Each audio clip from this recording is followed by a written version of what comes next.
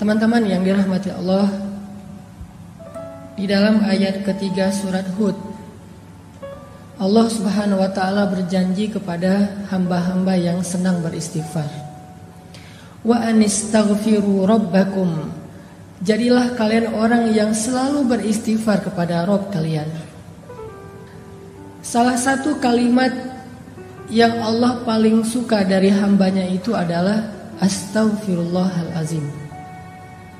Jadi kalau kita pengen Allah itu senang kepada kita, kalau kita pengen Allah itu sayang sama kita, sering-seringlah ucapin astaghfirullahalazim. Sekali kita ngomong astaghfirullahalazim, sayang Allah sama kita itu bertambah. Itu kalau kita analogiin mirip kayak seorang suami yang kalau pengen nyenengin hati istrinya, maka dia memuji istrinya. Pernah? Maaf, salah nanya. Harusnya bukan pernah, mau gitu. Kalau pernah mah belum ya. Misalnya kalau suami pengen nyenengin hati istri gitu ya. Ayah kamu tukang las ya? Kok tahu gitu. Standar mah ya. Sekarang mah udah gak zaman yang gitu. Modelnya lebih variatif. Harus improve. Misalnya lagi kayak jalan gitu, lagi jalan sama pasangan, terus kesasar. Karena tadi pakai GPS ternyata lost sinyal gitu kan. Jadi kesasar aja, salah belok. Udah kesasar, istri ngomong, kayaknya kita salah jalan deh. Perasaan jalannya gak lewat sini loh. Terus suaminya bilang, iya ya, kenapa ya kalau jalan sama kamu aku suka kesasar aja. Terus pasti dia bilangnya, kok salah aku sih? Emangnya gara-gara aku kesasar? Bukan, soalnya kalau jalan sama kamu aku pengennya ke hati kamu. Kan gimana pun juga, walaupun itu mungkin gombal lah ya, gak mungkin juga jalan ke hati. Maksudnya hanya kiasan. Seneng kan dipuji, kayak Nabi memuji Aisyah dengan pujian ya Aish gitu, ya Humairah. Terus Nabi suka godain Aisyah gitu kan, nyenengin hati tuh. Kita juga sama teman kita kalau misalnya dia menghargai kita, mengapresiat kebaikan kita, pasti dia muji kita dan bikin kita makin semangat kan. Nah, analoginya kurang lebih kayak gitu. Kalau teman-teman pengen sayang Allah itu bertambah, kalau teman-teman pengen Allah itu makin perhatian sama kita, sering-seringlah ngucapin astaghfirullahalazim. Allah tuh sayang banget sama hamba yang beristighfar. Kalau seorang hamba beristighfar, Allah itu gak ngelihat dosa yang masa lalunya, Allah ngelihat istighfarnya. Coba. Dan istighfar kita itu, kalau benar-benar tulus dari hati, satu kali doang kita ngucapin istighfar, itu cukup untuk menghapus semua dosa kita yang memenuhi langit dan bumi loh. Jadi kalau orang sering-sering beristighfar itu bukan karena istighfarnya kurang untuk bisa menggugurkan dosa, enggak kurang. Istighfar sekali, dosanya memenuhi langit dan bumi, itu dosa habis, nol, zong langsung tuh. Terus ngapain kita harus sering-sering istighfar? Seseorang itu memperbanyak istighfar bukan karena satu istighfar itu kurang, tapi karena dosa kita tuh terulang terus, berulang kali. Maka istighfar lagi, dosa lagi, istighfar lagi, dosa lagi kan? Bukan berarti kalau kita istighfar kurang dari 100, berarti dosa kita belum dihapus. Enggak, sekali doang. Kalau itu berasal dari hati, Allah hapus semua dosa-dosa kita. Allah itu enggak ribet, enggak kayak manusia. Coba kalau kita ke teman kita ada kesalahan, minta maaf berapa kali biar dia maafin? Berkali-kali kan? Kita telepon, di reject. Kita japri, enggak di-read sama dia. Kita DM, gak dibaca-baca juga, gak dibalas. Kita request biar bisa masuk ke akun dia, gak diterima karena di lock akunnya. Itu manusia. Apalagi kalau dia udah sebel banget sama kita, langsung di blok tuh. Sampai kita harus pakai nomor baru, pakai ganti akun baru, baru bisa japrian lagi sama dia. Itu manusia. Allah itu nggak pernah ngeblok hambanya kalau selama hamba itu minta maaf kepada Allah. Nggak pernah kita astagfirullahalazim nggak dirit sama Allah. Nggak ada itu. Kalau kita minta maaf sama teman kita bisa aja nggak dirit kan? Maafin gua ya, gua salah gitu. Udah kesen, terus ada contrengan 2, tapi nggak dirit sama dia. Kalau ke Allah pasti dirit, detik itu juga dirit sama Allah. Langsung jadi warna hijau tuh atau biru. Astagfirullahalazim, sentreng langsung biru. Wah, Allah ngerit Karena Allah itu online-nya 24 jam sehari, nggak pernah offline, nggak pernah lost sinyal, nggak pernah habis baterai. Maaf ya nggak dirit, habis baterai lagi di charge, nggak ada itu. Apa ayat Allah itu online terus? Kulla yaumin huwa fi sya'n, fabi ayyi ala'i rabbikuma tukadziban. Setiap hari Allah online. Kulla yaumin huwa fi sya'n. Kalau kita nggak setiap hari online, atau kita online pun tapi sibuk dengan chat di grup yang lain. Grup ini cuma jadi CCTV doang kan? Kayak misalnya kita punya 3 grup SD, SMP, SMA gitu. Kalau udah nambah lagi nanti grup jomblo yang visabilillah gitu. Nambah lagi gitu ya. Grup ayah muda misalnya. Terus ada lagi grup galau. Kenapa galau? Udah nikah tapi kayaknya ada kayak masalah gitu dalam pernikahan. Bikin grup juga tuh biar saling share pengalaman. Kalau dia kayak gitu ntar gini triknya gitu-gitu deh. Ada-ada aja lah pokoknya grupnya banyak tuh. Coba berapa grup yang kita sanggup aktif di dalamnya? Paling 1-2 doang. Sisanya kita cuma jadi CCTV. Kalau lagi heboh baru kita bacanya nge-scroll. Kadang-kadang nggak dibaca juga. Pas dibuka langsung delete chat gitu. Biar nggak memenuhi memori kita. Udah aja. Nggak dibaca-baca juga tuh. Tapi Allah, kita di grup mana aja, Allah itu ketika kalian berdua, Allah yang ketiga. Kan ayatnya gitu kan? Jadi kita bikin grup berdua nih, Allah ada loh sebagai admin malah. Yang mensortir nih, ada yang bahasa-bahasa nggak bagus nih, nanti bisa diblok sama Allah. Kalau kita bikin grup bertiga, Allah yang keempat. Kita berempat, Allah yang kelima. Wa huwa ma'akum aina ma kuntum. Allah tuh bareng dengan kita terus dimanapun kita berada. Dan Allah selalu online. La ta'khudhuhu sinatun wala naum. Kalau bahasa sosmed, dia gak pernah habis baterai, gak pernah lost sinyal. Ntar aja kita chatnya ya, gua charging dulu nih. Enggak. Allah selalu online. Dan walaupun Allah selalu online, yang minta ke Allah tuh banyak banget. Allah fallback dong, macam-macam segala macam tuh banyak banget yang minta ke Allah. Allah gak kewalahan. La ta'khudhuhu sinatu wala naum wala ya'uduhu hifdhuhuma. Gak pernah Allah kewalahan sama sekali. Walaupun kulla yaumin huwa fi sya'n. Jadi kalau kita minta maaf sama teman kita, bisa banget dia gak akan ngerit. Apalagi lagi sebel. Begitu nama kita muncul, gak akan dirit, langsung lewat. Padahal online tuh. Kayak kita misalnya sama kita orang yang udah nikah, misalnya lagi ada masalah sama istrinya, itu kan suka, maafin papa ya, misalnya segala macam. Atau teman kita juga gitu. Dia sih udah ngelihat WA kita, taunya dari mana? Last scene-nya kan ya. Misalnya kita nge-WA dia jam 9.30 pagi. Last scene-nya dia jam 9.35. Berarti kan dia baca kan? Terus last scene-nya lagi jam 10. Last scene-nya lagi jam 11. Last scene-nya lagi jam 12. Sampai malam. Last scene-nya jam 11 malam. WA kita belum juga berwarna biru. Berarti dia tahu, cuman sengaja gak ngerit. Itu manusiawi banget tuh. Tapi Allah gak gitu. Allah gak ada last scene-nya 5 menit setelah kita istighfar, tapi gak ngebaca istighfar kita. Gak ada tuh. Di detik kita kirim istighfar ke Allah, detik itu juga Allah ngerit. Walaupun ngirimnya jauh loh ke langit, tapi kan Allah punya teknologi yang lebih canggih dari makhluk. Kita kirim ke Amerika aja langsung datang, langsung kebaca, apalagi dengan kebesaran Allah. Jadi pas kita bilang astagfirullahalazim, Allah langsung balas. Udah aku maafin, coba. Enak banget kan? Allah tuh baik banget tuh. Kita bilang astagfirullahalazim, detik itu juga Allah balas. Langsung Allah typing gitu kan?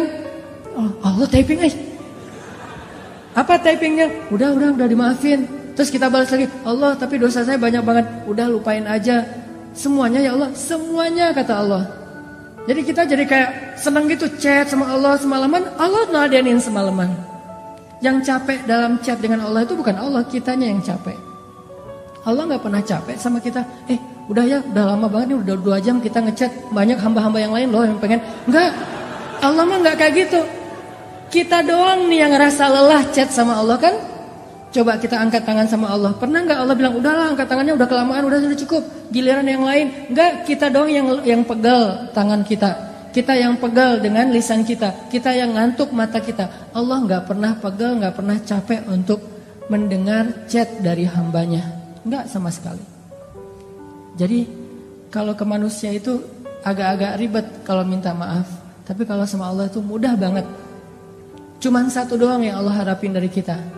Begitu kita ngesen astaghfirullahalazim, itu jangan cuma kata-kata tapi berasa di hati. Yang Allah nilai itu hati kita tuh. Kalau yang kita ngeklik pas ngesen itu adalah lisan, Allah gak akan read. Mau sampai kiamat juga gak akan di-read sama Allah. Tapi kalau kita ngesennya pakai hati, di detik itu juga langsung Allah typing. Kalau ngirimnya pakai hati. Dan walaupun kita tidak berteriak, Allah di langit ke-7 ya sami'ud du'a, sangat mendengar setiap ucapan kita. Jadi bagi Allah yang penting istighfar kita walaupun cuma 1 kali dari hati. Apalagi kalau berkali-kali, Allah lebih senang lagi tuh. Sekali doang kalau dari hati udah langsung Allah hapuskan semua dosa. Terus ngapain harus berkali-kali? Itulah bentuk dari penyesalan kita. Kita ngerasa kayaknya dosanya banyak, masa istighfar sekali doang. Walaupun kalau dari angle Allah sekali itu udah cukup. Tapi dari angle kita kan kayak kita ngerasa guilty banget ya, merasa bersalah banget. Aduh, banyak banget nih dosa saya. Ya Allah, astagfirullah. Padahal astagfirullah yang pertama itu udah gugur dosa kita semuanya kalau dari angle Allah. Tapi dari angle kita sebagai pendosa, kita ngerasa kayak dosa kita lebih banyak daripada istighfar. Harusnya istighfar lebih gitu. Jadi 2 angle yang berbeda. Saya pengen ngambil angle-nya Allah nih. Angle-nya Allah, istighfar sekali aja cukup buat Allah. Asal itu sidqan, jujur, berasal dari hati kita. Jadi teman-teman, poin pertama kita pagi ini apa? Kata-kata yang Allah paling suka dari kita itu salah satunya adalah astaghfirullahalazim.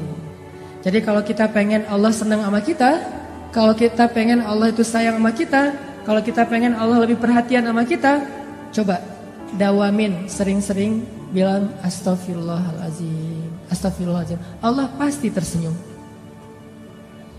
Ada beberapa orang di sosial media, ini sekaligus klarifikasi ya, tabayun ya, mempertanyakan, Ustaz kok ngomong Allah tersenyum, emang Allah itu kayak manusia? Saya bicara itu bukan kata-kata saya, tapi itu hadis. Walaupun saya suka hadis itu nggak dibaca teks, langsung diterjemahkan kepada analogi. Kan ada yang model ceramah, hadis dibaca teksnya. Kalau saya mencoba untuk langsung menganalogikan dengan bahasa kita. Itu hadis Nabi, kalau Allah itu tersenyum mendengar istighfar hambanya. Walaupun kita nggak perlu mengimajinasikan tersenyumnya Allah itu kayak tersenyumnya manusia, nggak perlu, karena kita nggak tahu zat Allah kayak gimana. Yang pasti kalimatnya tabassam, Allah itu tersenyum. Jadi ceritanya gini, Ali bin Abi Thalib pernah naik ke atas kendaraan, nggak tahu itu Innova atau CR-V gitu, pokoknya naik kendaraan aja. Kalau Innova itu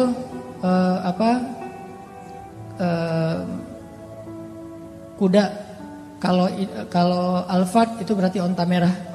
Nggak tahu dia naik apa. Kan onta, teman-teman tahu harga onta? Onta merah itu harganya 1 miliar. Jadi orang Arab itu punya 100 onta, itu orang kaya banget tuh. Kayak orang kaya kampung kan nggak punya duit di tabungan ya, punyanya sapi gitu banyak kan, satu lembah itu penuh dengan sapi-sapi dia. Kalau kita juga punya sapi dol, sapi dol. Nah, jadi Ali bin Abi Thalib ceritanya naik ke atas kendaraan. Kalau kita tuh lagi buka pintu mobil atau lagi naik ke atas motor. Pas naik, Ali bin Abi Thalib membaca Bismillah ya Allahu Akbar. Jadi pas naik ke atas kendaraan bacanya Bismillah ya Allahu Akbar. Pas udah duduknya nyaman, pakai sabuk pengaman gitu, nyalain mesin, kemudian mobil atau motornya mulai jalan dikit-dikit nih. Ternyata bukan lewat mesin jalannya, didorong, soalnya harus dorong dulu baru nyala gitu. Motor butut misalnya. Nyala nih, jalan nih kendaraan kita. Maka Ali membaca doa safar, subhanalladzi sakhkhara lana hadza, dan seterusnya. Ketika udah selesai doa itu, Ali mengatakan kalimat Rabbi zalamtu nafsi faghfirli faman yaghfirudz dzunuba illa ant. Ya Allah, saya sudah menzalimi diri saya sendiri. Maafin saya. Siapa yang bisa memaafkan dosa selain Engkau ya Allah? Setelah membaca kalimat ini, Ali tersenyum.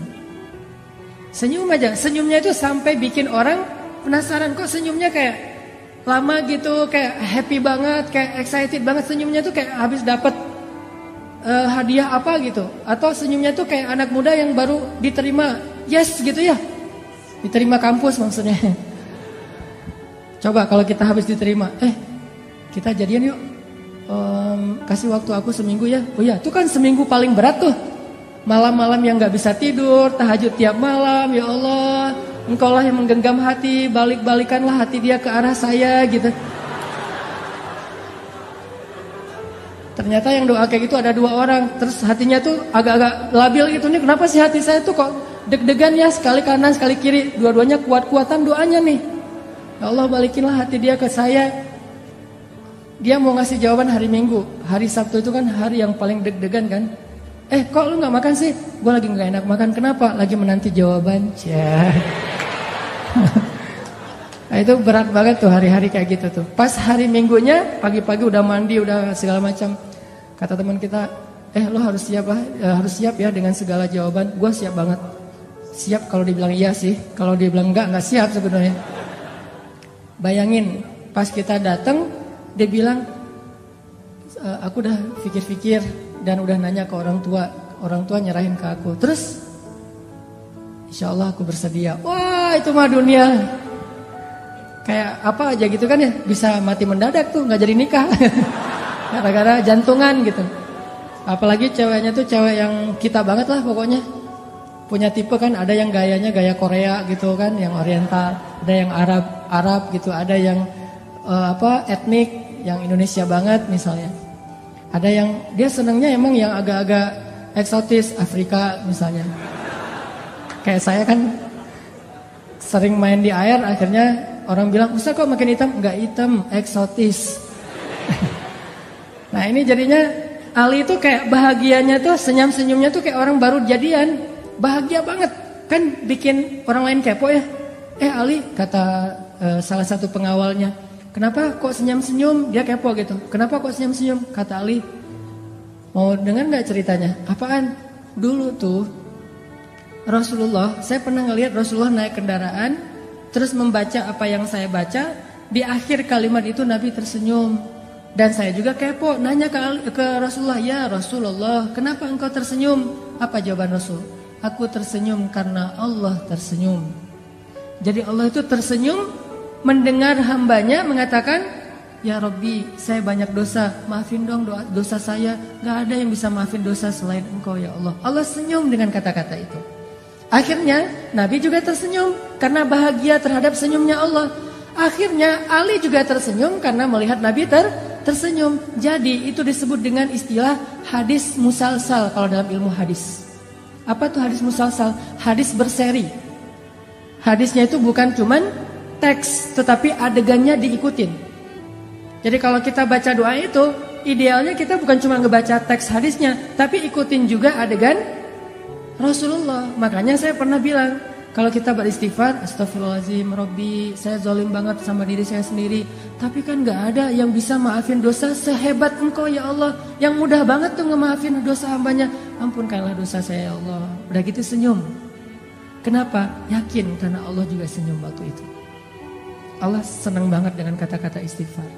Lupa seolah-olah ya, bukan lupa, seolah-olah Allah itu udah ngelupain semua dosa kita. Ya Allah, saya kan pernah berzina. Ngapain disebut-sebut lagi? Saya juga udah gak ingat itu. Udah dilupain sama Allah. Bukan lupa tapi sengaja dilupain. Dihapus saja catatannya. Ya Allah, saya pernah minum, saya narkoba, saya riba, saya menzalimi orang lain, saya mengambil hak orang lain, saya durhaka sama orang tua, saya. Nol semuanya. Hanya dengan sekali bilang astagfirullahalazim, Allah langsung senyum sama kita. Jadi Allah tuh bukan senyum sama hambanya yang setelah sekian tahun beribadah jadi seorang ahli tasawuf banget. Gak hanya itu, bahkan kepada pendosa, hari dia taubat, hari itu juga dia jadi kekasih Allah.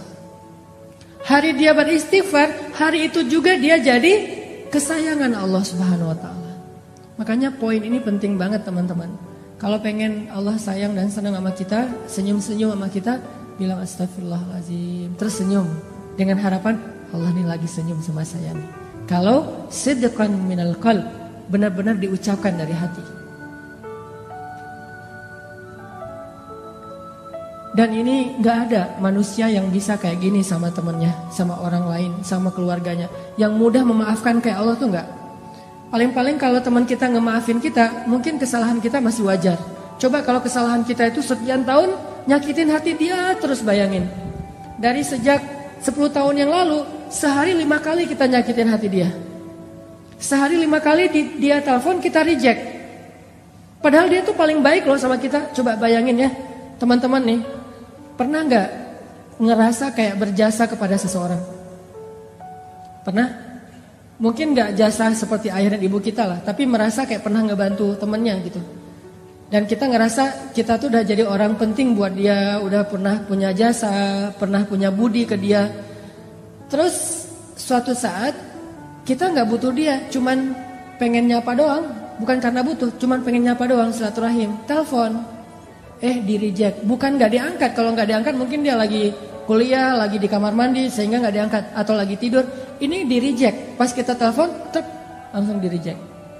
Oh, mungkin ketekan gak sengaja gitu.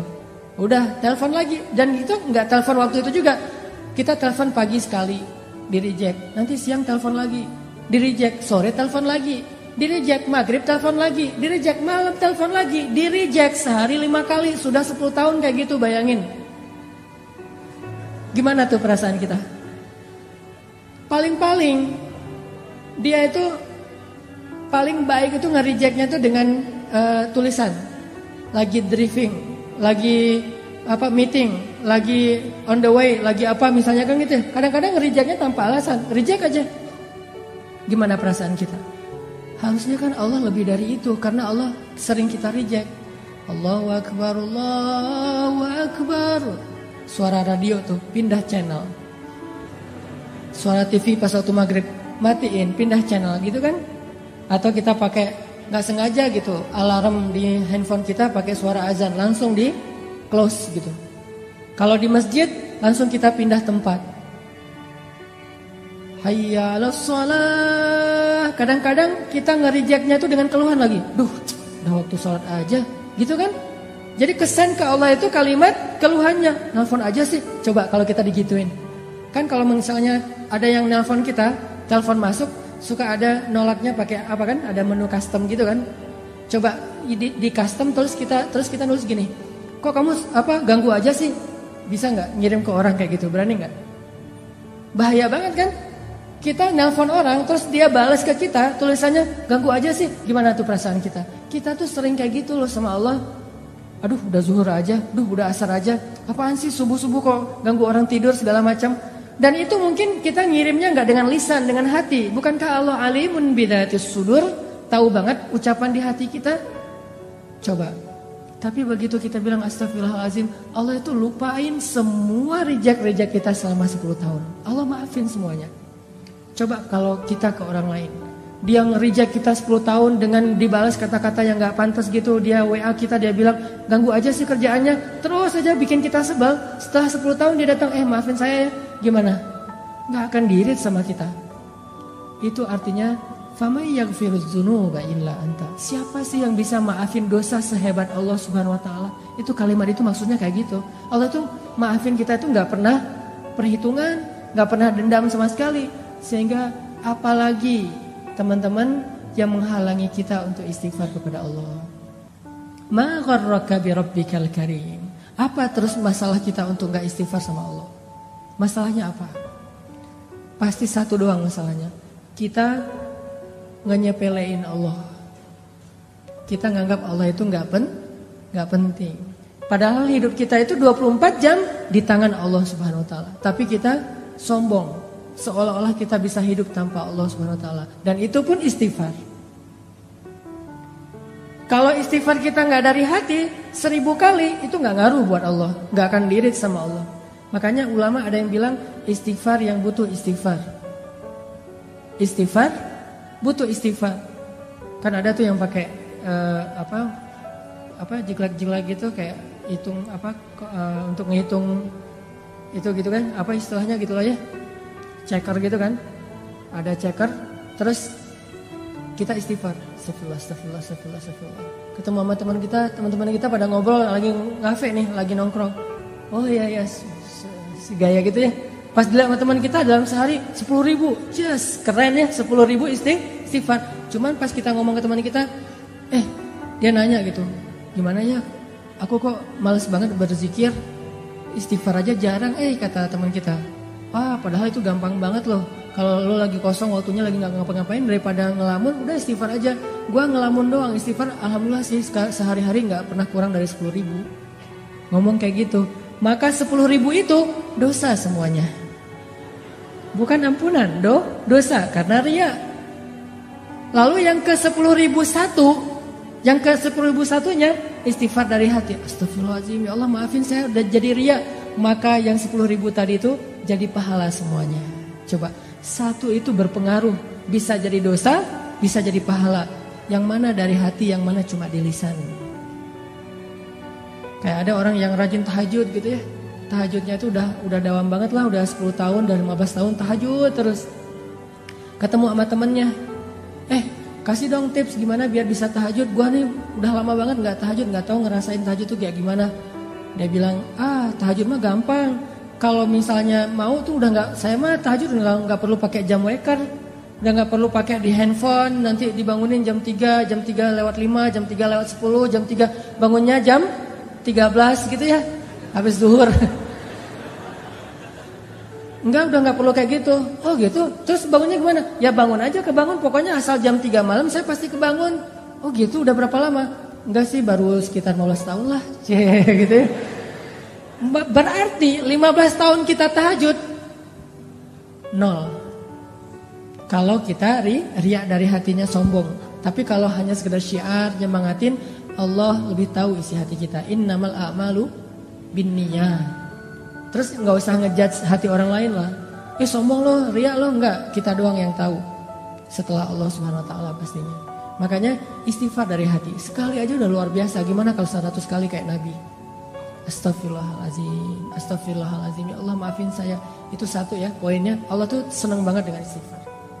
Kalau dalam bahasa hadis, senangnya Allah kepada taubat dan istighfar hamba itu kayak melebihi senangnya seorang hamba yang dia kehilangan bekal dan kendaraannya di tengah padang pasir.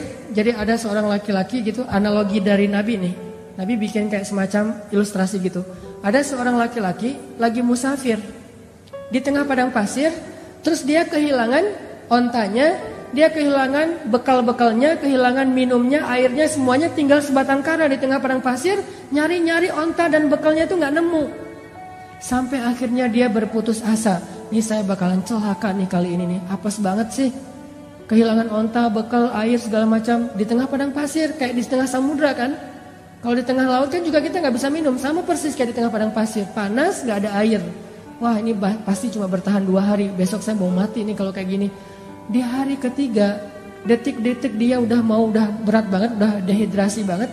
Tiba-tiba dia dalam keadaan antara sadar dan tidak, muncul onta di sebelahnya. Onta yang tadi hilang tiba-tiba datang nih di sebelah dia. Dia udah hampir putus asa, udah 3 hari nyari ontanya tuh. Tiba-tiba muncul dengan bekalnya, dengan air yang masih tempat air yang masih terisi. Kemudian dia tiba-tiba langsung bangkit, megang ini halusinasi atau benar, ternyata benar ontanya. Dia ambil air itu, saking bahagianya dia bilang, ya Allah segala puji bagimu, engkaulah hambaku dan akulah Tuhanmu. Saking bahagia dia kebalik ngomongnya, ya Allah engkaulah hambaku dan akulah Tuhanmu. Hadisnya kayak gitu. Saking senangnya sampai kebalik dia bicara, Allah lebih senang lagi kepada hamba yang beristighfar daripada laki-laki itu terhadap apa yang dia temukan. Ini ilustrasi senangnya Allah sama orang beristighfar. Senang banget Allah sama istighfar. Jadi bisa dibilang orang yang istighfar itu kekasih Allah banget. Di hari pertama dia istighfar udah jadi kekasih Allah. Kalau jujur dari hati. Jadi pas kita habis bikin dosa, astagfirullahaladzim, astagfirullahaladzim, Allah langsung, ya kekasihku. Langsung gitu. Padahal kita belum jadi ahli ibadah, belum jadi orang yang soleh-soleh amat, belum banyak berilmu, tapi cuma istighfar doang, langsung jadi ahli surga tuh. Saat itu juga jadi ahli surga. Terus gimana dengan orang yang istighfarnya udah 10 tahun, 15 tahun, yang dawam setiap hari istighfar? Pasti jauh lebih luar biasa lagi yang Allah berikan untuk dia. Orang yang baru sekali doang udah dikasih banyak anugerah, apalagi yang sudah sekian miliar kali. Jadi istighfar itu amal soleh paling ringan, tapi luar biasa kedudukannya di mata Allah. Poin yang paling Allah suka dari hambanya itu kalau hambanya udah beristighfar. Suka banget. Saking sukanya Allah kepada orang yang beristighfar, Allah tuh gak rela menjadikan manusia itu sempurna seperti malaikat. Allah gak rela. Saking Allah suka dengan kalimat istighfar. Kata Nabi, seandainya kalian tidak berbuat dosa, maka Allah akan membinasakan kalian. Bayangin, kalau kita gak buat dosa, Allah akan binasain kita. Tapi jangan disimpulin, oh kalau gitu kita buat dosa aja ya. Enggak, artinya manusia itu sengaja Allah buat, tabiatnya, fitrahnya emang pendosa. Enggak sengaja aja buat dosa, apalagi sengaja kan. Coba kita jalan ke mall, sengaja gak sih mau ngeliatin aurat? Enggak kan? Nggak sengaja doang, kadang-kadang kita udah nunduk pandangan ke bawah gitu. Tapi kelihatan juga kenapa? Soalnya kita di lantai 2. Sama aja gitu, udah ngelihat ke bawah, ghodul basor gitu, kena juga. Ngelihat ke bawah, kalau di lantai paling atas mending lihat ke atas aja deh. Lagi ngapain lo? Ghodul basor gitu. Ghodul basornya ke atas, kok nggak ke bawah? Kan kita di atas. Begitu juga di tempat-tempat umum yang lain, di jalan doang tuh, kita naik mobil, naik motor, orang di depan kadang-kadang apalagi banyak perempuan-perempuan yang mungkin mereka masih belajar tentang Islam, belum paham, sehingga kadang-kadang naik motor pakai celana pendek atau rok pendek yang kelihatan, hanya kelihatan kakinya aja, itu sebetulnya nggak boleh dilihat. Tapi namanya kita nggak sengaja melihat, astagfirullahaladzim, sama astagfirullah. Kan di tengah lagi lampu merah kan, di tengah tuh, sini astagfirullah, di sini juga astagfirullah. Kumaha, gimana tuh? Nah, artinya nggak sengaja aja banyak dosa. Gimana sengaja? Jadi nggak usah ditambah yang sengaja deh. Karena kita nggak sengaja aja udah jadi pendosa. Jadi kita tuh, gua tuh pendosa loh, ya bangga lagi gitu ya. Maksudnya gua tuh manusiawi banget pendosa. Jadi kita tuh nggak usah direncanain, disetting gitu, di prepare pengen buat dosa. Nggak usah, udah pasti jadi pendosa.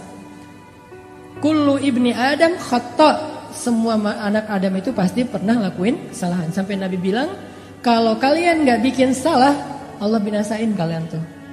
Terus Allah ganti dengan manusia yang lain, yang mereka akan bikin salah, lalu mereka minta maaf kepada Allah, yang Allah akan memaafkan kesalahan mereka. Allah tuh senang dengan istighfar. Makanya diciptain hambanya itu gak sempurna kayak kita, biar Allah dengerin istighfar dari kita. Begitu kita bilang, astagfirullahaladzim, Allah sayang banget langsung sama kita. Kayak kita bilang, I love you, Allah langsung bilang, I love you tuh deh pokoknya. Jadi kayak kata-kata yang paling sakral gitu kan, kata-kata paling sakral tuh I love you. Benar? Kalau buat saya mas, kata-kata yang paling sakral itu kalau ke makhluk itu adalah I love you gitu. Dan yang lebih sakral lagi I love you too. Kadang-kadang I love you. Oh iya, nah, itu kan pahit banget tuh. Berat banget tuh.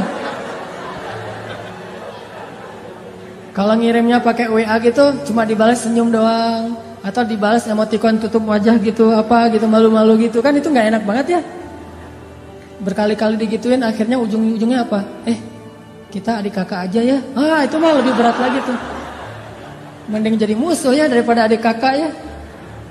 Ini kata-kata yang kalau ke manusia mah kayak kata-kata ajaib aja. Nah, kalau ke Allah, salah satu kata-kata ajaib itu astagfirullahalazim.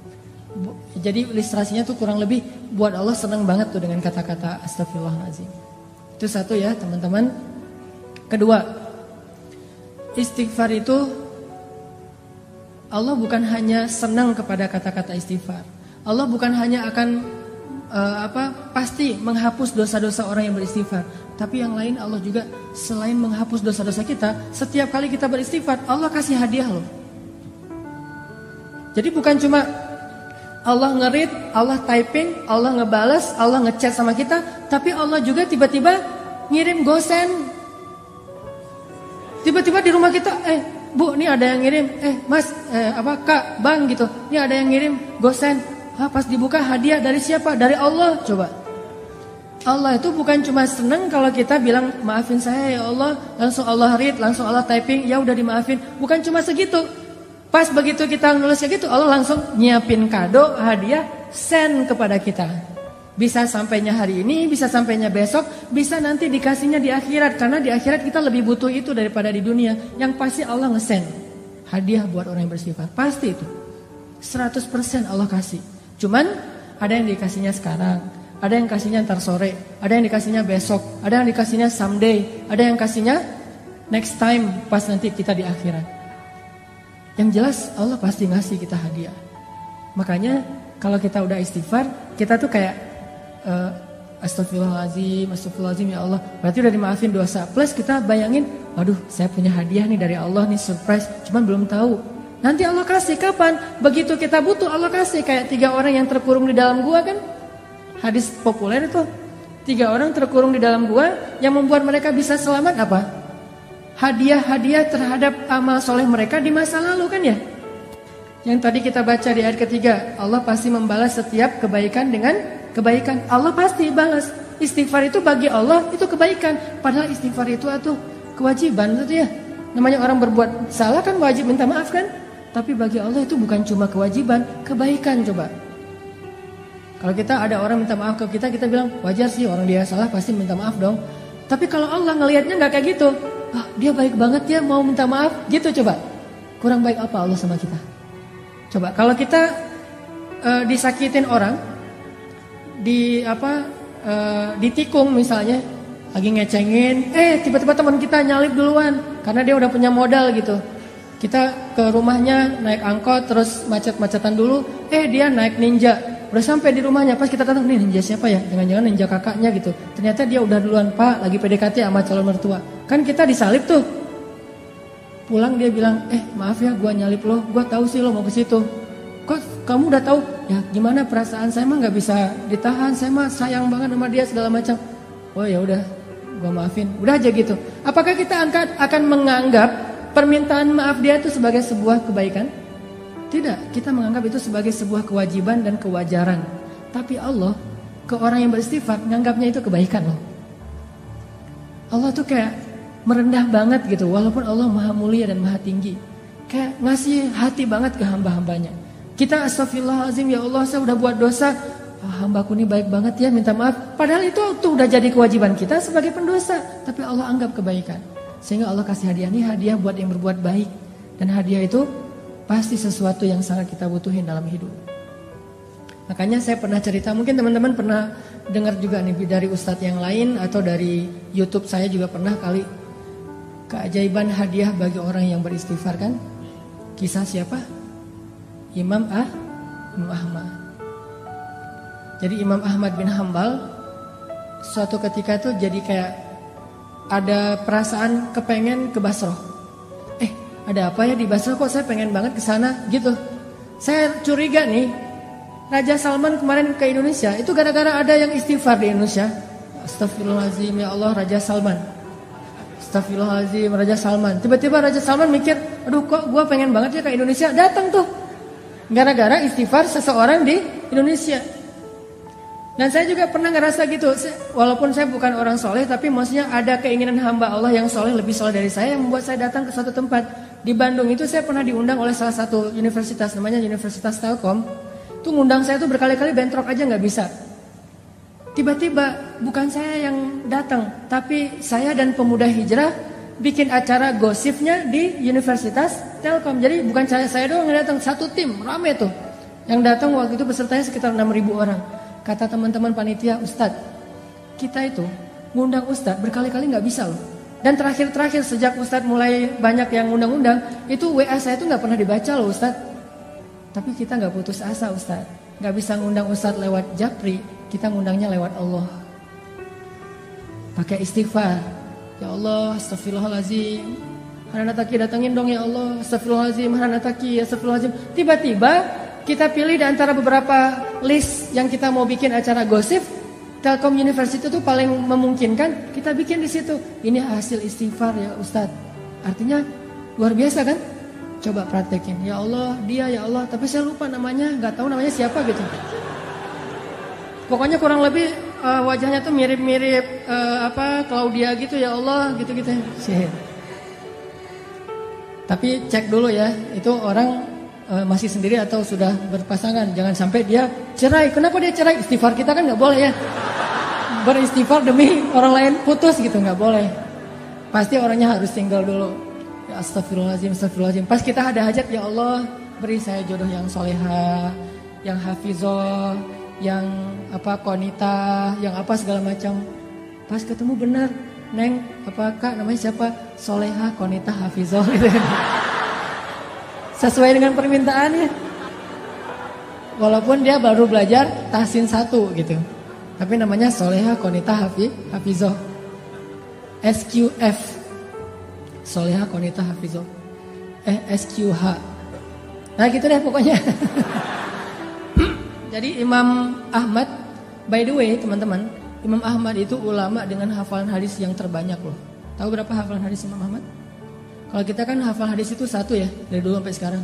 Innamal a'malu ini ya. Kalau Imam Ahmad 1 juga, 1 juta.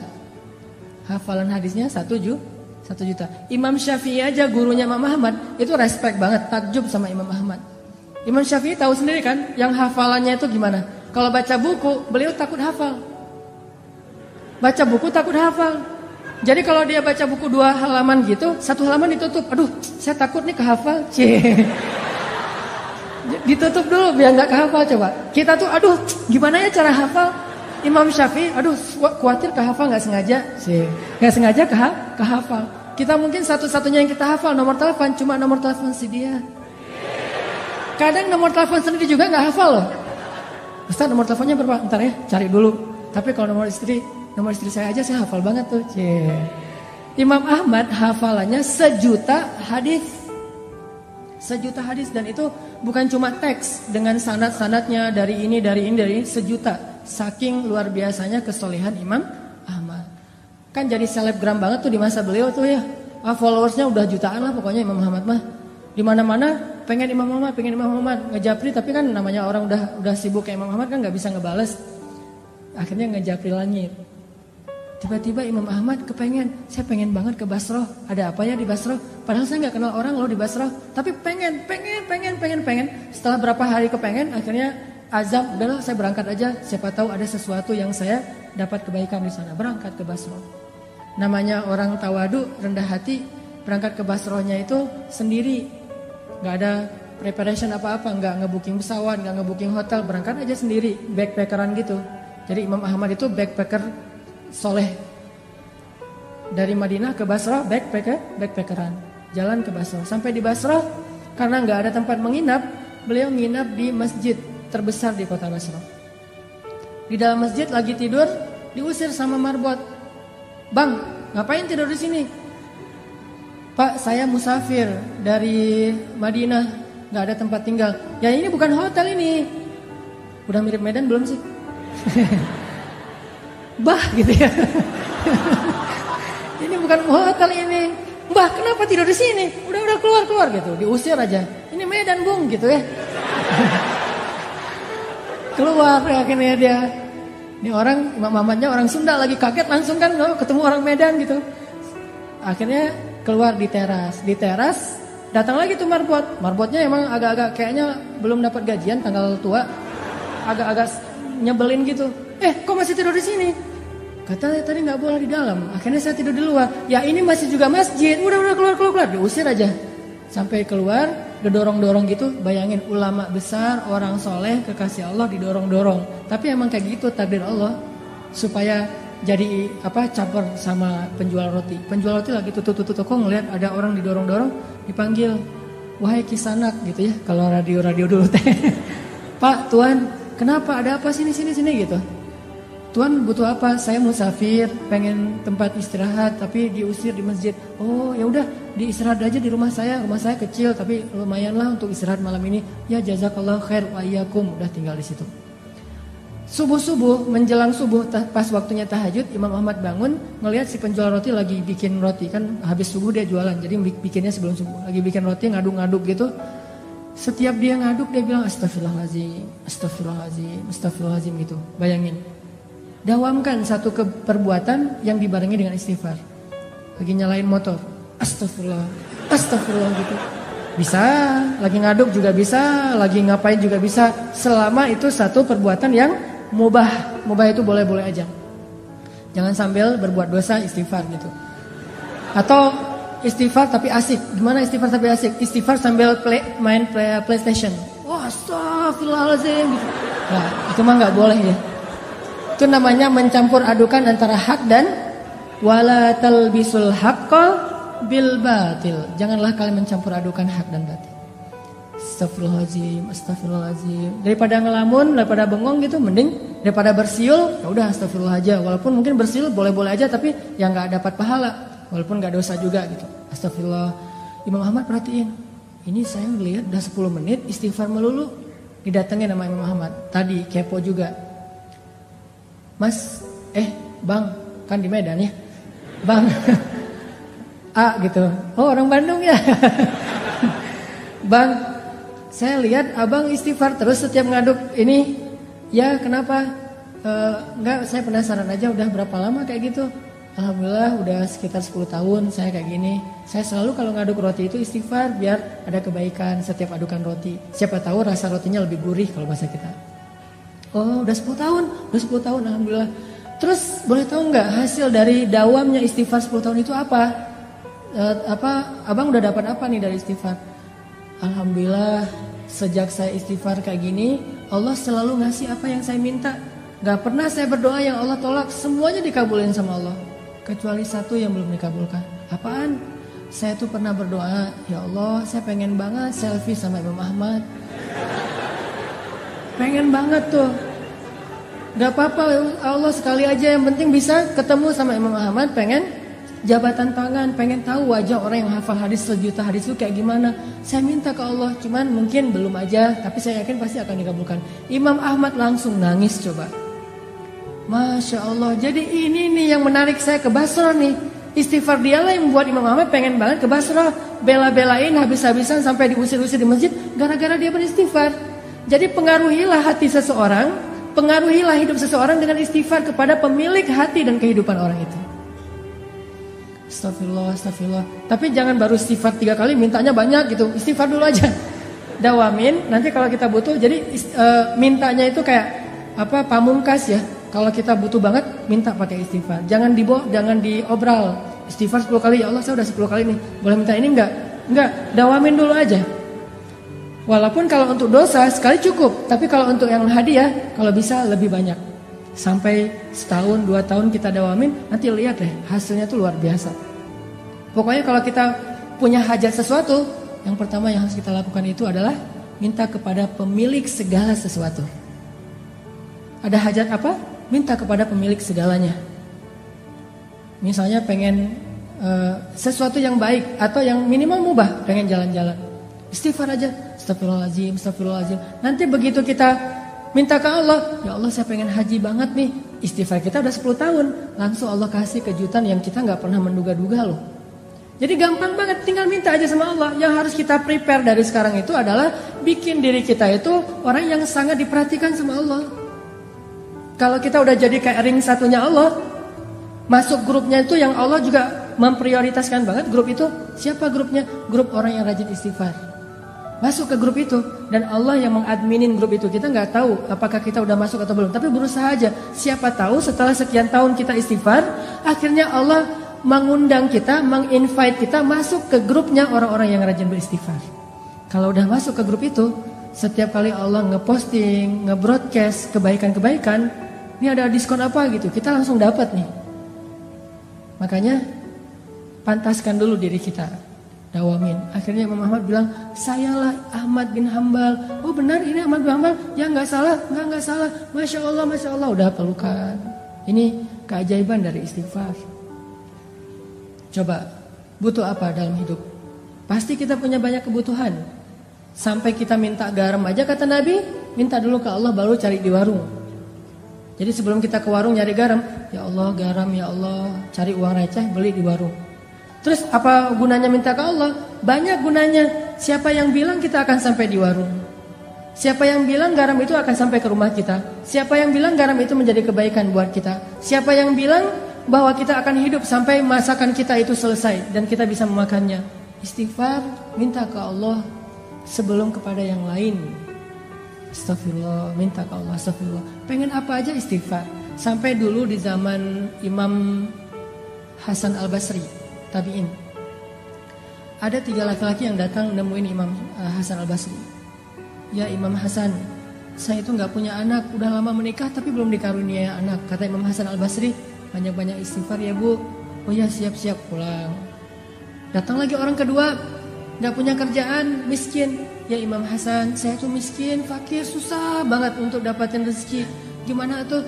Kata Imam Hasan, banyak-banyak istighfar ya bu. Oh ya, pulang.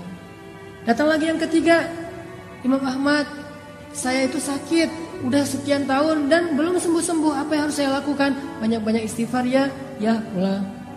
Muridnya Imam Ahmad nanya, heran, soalnya jawabannya template gitu kan, bukan jawaban yang langsung ditulis ada masalah apa, enggak, template. Jadi ini jawaban untuk segala pertanyaan. Imam Hasan Al-Basri itu udah bikin template banyak istighfar, udah aja siapapun yang curhat ke beliau send template yang sama, kayak admin banget kan. Akhirnya muridnya Hasan Al-Basri nanya, ya Syekh, kenapa harus kayak gitu? Semua jawabannya sama, padahal pertanyaannya beda-beda. Kata Imam Hasan, tidakkah kamu membaca Al-Quran di surat Nuh? Allah mengatakan, faqultu astaghfiru rabbakum innahu kana ghaffara yursilis samaa 'alaikum midrara wa yumdidukum bi amwalin wa banin wa yaj'al lakum jannatin wa yaj'al lakum anhara. Coba, beristighfarlah kalian kepada Tuhan kalian, Allah pasti akan mengampuni. 1. Allah akan menurunkan hujan yang sangat lebat. 2. Allah akan memberikan harta yang sangat banyak. 3. Allah akan memberikan keturunan untuk kalian. 4. Allah akan memberikan kebun-kebun atau ladang. 5. Allah akan memberikan air sungai yang mengalir. 6. Istighfar. Tapi fadilahnya macam-macam. Sehingga masalahnya apa aja, jawabannya sama, istighfar. Butuh air, istighfar. Butuh jodoh, istighfar. Pengen punya anak, istighfar. Kerjanya susah, istighfar. Apapun masalah kita, istighfar. Dan itu means-nya apa? Artinya apa? Artinya yang menghalangi kebaikan dalam hidup kita itu cuma 1, dosa. Yang buat hidup kita itu susah dalam hidup itu cuma dosa. Makanya kalau pengen hidupnya jadi mudah, hilangkan dulu dosa. Dan cara menghilangkan dosa itu hanya dengan istighfar. Kita mau memperbaiki masa lalu gak mungkin. Kita hanya bisa menyesali masa lalu dan minta maaf kepada Allah dan memperbaiki masa depan. Allah akan mudahkan. Jadi yang kedua poinnya teman-teman, kita ada hajat apa? Istighfar. Kalau belum terkabul, berarti emang istighfar kita itu belum masuk grup. Masih japrian, belum broadcast. Pantaskan diri kita supaya Allah invite ke dalam grup orang yang rajin istighfar, sehingga nanti Allah kasih kita hadiah, voucher, kupon istimewa yang hanya dikasih kepada orang-orang yang Allah cintai. Itu yang kedua. Hari ini mungkin 3 aja keajaiban dari istighfar. Yang ketiga, teman-teman yang dirahmati Allah, istighfar itu bagi Allah dan bagi Rasulullah SAW itu bukan hanya kebaikan untuk di dunia, tapi istighfar itu mengubah status kita di akhirat. Coba teman-teman renungkan kisah seorang laki-laki yang membunuh 100 orang tuh. Yang ke-100-nya kiai lagi. Yang ke-100-nya ustadz. Dibunuh sama dia. Tapi setelah itu dia nyesel, dia bilang astagfirullahaladzim ya Allah. Langsung berubah status dari tadi ahli neraka menjadi ahli surga. Dia udah sholat, belum baik sholatnya, belum baik ibadahnya, tapi kok udah jadi ahli surga. Karena orang yang beristighfar, Allah bukan hanya akan mengampuni dosanya, bukan hanya akan mudahin hidup dia di dunia, tapi Allah juga bakalan ngasih banyak janji-janji kebaikan di akhirat.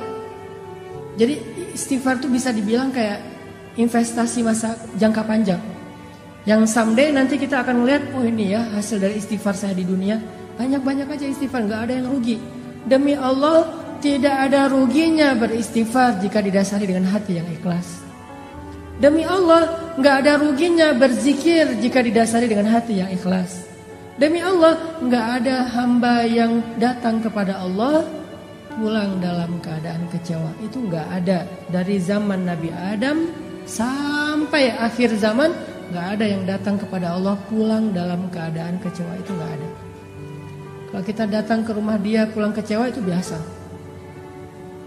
Pasti sering. Kita nelpon kecewa, kita japri kecewa, kita caper-caperan kecewa, itu biasa. Dengan makhluk kecewa itu biasa banget. Tapi dengan Allah, kalau kita kecewa bukan karena Allah, karena dosa kita sendiri, menzolimi diri sendiri. Makanya teman-teman yang dirahmati Allah, yuk kita dawamin istighfar. Mulai sekarang kita bikin target deh. Kalau ustadz-ustadz yang lain pernah menjelaskan tentang keajaiban. Sebetulnya dalam Islam itu ada 3 amalan ya. Itu hasilnya itu ajaib banget. 1 sedekah, 2 tahajud, 3 istighfar. Kalau sedekah mungkin teman-teman sering dengar dari Ustadz Yusuf Mansur. Tahajud juga Ustadz Arifin Ilham. 1 dari 3 itu adalah istighfar. 3 amalan ini nih, itu ajaibnya itu pokoknya menurut saya itu unik aja. Kayak ngasihnya itu cash gitu. Gak nyicil, cash langsung di dunia langsung dikasih. 3 tuh, sedekah, tahajud, istighfar. Karena saya hari ini dikasih tema tentang istighfar, kita coba azam mulai sekarang saya pengen banyak-banyak istighfar. Nanti suatu saat kalau butuh apa-apa, kita udah punya modal nih, istighfar sekian tahun, sehingga Allah mudahin urusan kita dari sekarang. Karena makin lama kita mulai, makin lama kita mengambil hasilnya. Ibarat makin lama kita bercocok tanam, makin menunda-nunda waktu, makin lama panennya. Dari sekarang aja nih kita mulai nanam bibit-bibit istighfar. Nanti mudah-mudahan setelah 6 bulan Allah akan menunjukkan hasil dalam kehidupan kita. 6 bulan lagi pengen apa? Setahun lagi pengen apa? 2 tahun lagi pengen apa? Dan kepengen kita kadang-kadang berubah-ubah, tergantung kebutuhan. Pokoknya kita pasti punya hajat suatu saat nanti. Mulai sekarang kita bikin investasinya dengan istighfar. Suatu saat ketika kita berdoa kepada Allah, Allah akan menganggap ini doa hambaku yang rajin beristighfar. Kayak cerita-cerita tadi. Itu aja yang bisa saya sampaikan.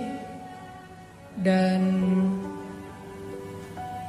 insya Allah nanti di akhir sesi kita akan ada sesi penggalangan dana untuk saudara-saudara kita. Kalau nggak salah panitia di Palestina.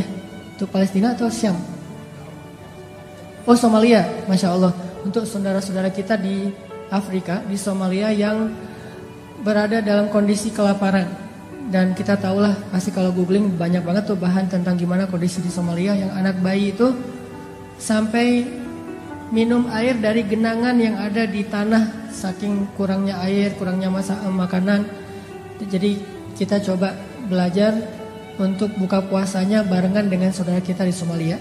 Jadi infak kita hari ini akan disumbangkan ke Somalia untuk takjil saudara-saudara kita yang kelaparan di Somalia. Jadi silakan nanti kita niatkan, ini buat takjil adik saya di Somalia, ini buat takjil kakak saya di Somalia. Infak semampu kita, dan walaupun sedikit tapi tetap ngasih. Jangan sampai kita nggak ngasih. Kalau nggak ngasih sekarang nggak apa-apa, nanti ngasih di waktu yang lain. Yang jelas kita komitmen dulu, berazam dulu, saya pengen bantu nih. Mudah-mudahan dengan kayak gitu nanti Allah kalau kita minta sesuatu, Allah pasti ngasih. Kalau nggak dikasih sekarang, pokoknya dikasih. Nggak akan mungkin Allah nggak berkomitmen. Fadhkuruni azkurkum. Ingat aku di waktu kalian senang, aku ingat kalian di waktu kalian susah, insyaallah. Nanti di akhir sesi panitia akan menyebarkan kotak infak buat saudara-saudara kita semampu kita yang bisa kita sumbangkan. Dan marilah kita tutup sesi kita hari ini dengan muhasabah, dengan berdoa, dengan beristighfar. Mungkin diawali dulu dengan istighfar bareng-bareng ya. Sekitar 100 kali, setelah itu nanti kita berdoa. Astaghfirullahalazim, astaghfirullahalazim, astaghfirullahalazim, astaghfirullahalazim, astaghfirullahalazim. Mari bersama-sama. Astaghfirullahalazim, astaghfirullahalazim,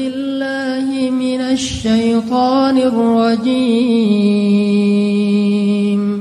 بسم الله الرحمن الرحيم.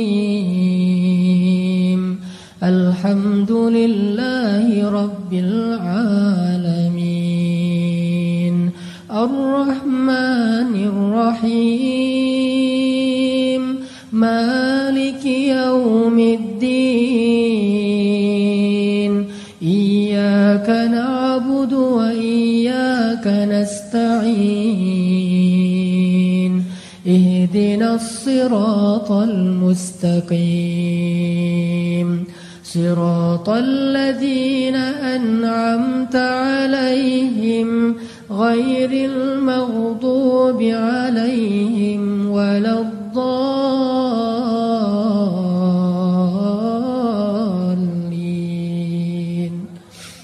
الحمد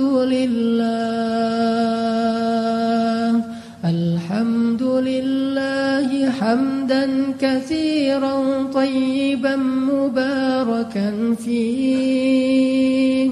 الحمد لله على نعمة الإيمان.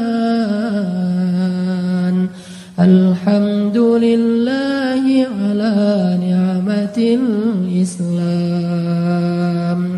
الحمد لله على نعمة القرآن.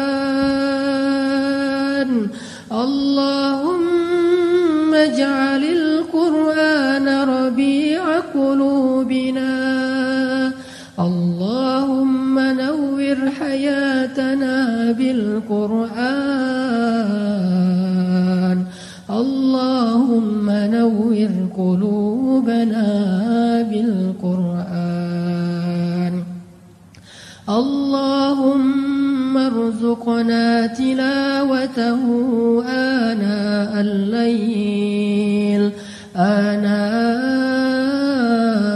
الليل وأطراف النهار.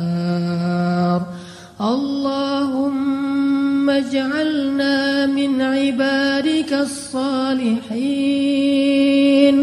اللهم اجعلنا لك ذكارين. اللهم اجعلنا لك شكارين.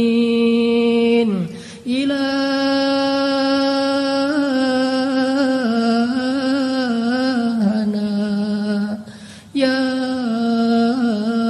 الله يا